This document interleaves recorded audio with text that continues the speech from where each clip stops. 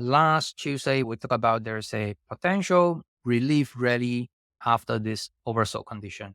That's on the Monday bar. On a Tuesday, there is a follow through to the upside. We even pointed out key level 50-80 in the hourly time frame. We talk about as long as there is a commitment above the 50-80 level, which is this bar. This is a bar that actually showing the breakout. As long as there's a commitment above 50-80, then we should see a test of the zone 5130 to about 60 or 70. This is the zone that is going to test. It's still testing the zone. This is the axis zone that's currently is testing. Why is this zone important? Because this is where the initial breakdown happened.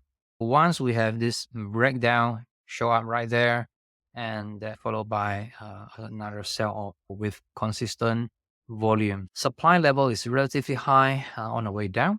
It's quite a typical sign for the price come back to test the origin of the breakout point, 5160 or 70. This is where the breakout first show up. Look at daily chart. That looks like a bear flag. Volume has been a low side compared to the sharp impulsive wave to the downside. This is quite impulsive, all these big candles to the downside. But on the way up, I do see a vibrant movement. This is where the breakdown first show up. Breakdown here, there's a breakdown bar, and it's coming test this bar. That's why we are at a quite a critical level. If we see a reversal of this level, likely we should see another downswing. This could be the start of the downswing if there's a commitment bar to the downside. The level that I'm looking at is the low of yesterday bar.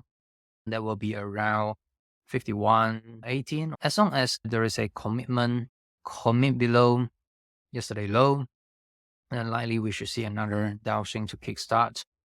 The meaningful level is still at about 4,800. I wouldn't be surprised if we see another leg down to test 4,800 because from a long-term point of view, that's a normal SOP. We have a huge courses build, a breakout, and a pullback is unfolding. There is a pullback hit this axis line around 4,800. That's also quite healthy as well before we see some consolidation or building another courses for more upside targets. The daily chart seems like a bit exhausted, especially for the last 2 days. If you look at the progress to the upside, apart from this bar, there's quite a lot of the progress to the upside breaking out. And that's a choppy bar, whipsaw both sides. These two bars show up there, Friday and Monday bar, shows exhaustion of the momentum. It also makes sense because a lot of the events will happen this week, especially the FOMC.